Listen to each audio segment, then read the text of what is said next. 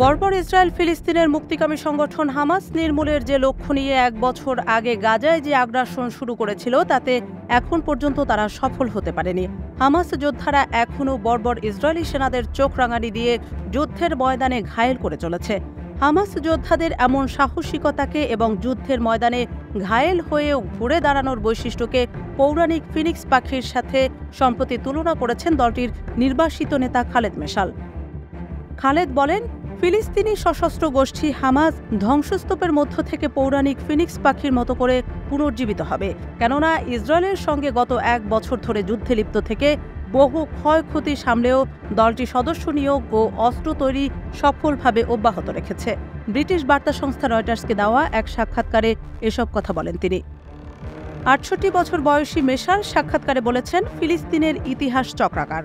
সংগ্রামের কোনো এক পর্যায়ে আমাদের অনেকে শহীদ হয়, আমাদের সামরিক সক্ষমতা হ্রাস পায়, কিন্তু স্রষ্টার অনুগ্রহে ফিলিস্তিনি চেতনা আবার শক্তিশালী হয়ে ফিরে আসে, অনেকটা পুরাণের ফিনিক্স পাখির মতো।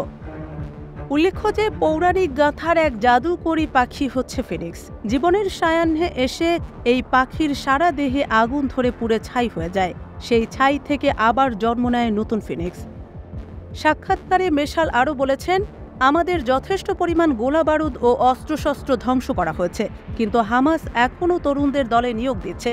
তাছাড়া গোলাবারুদ ও অস্ত্রশস্ত্র উৎপাদন করা হয়েছে।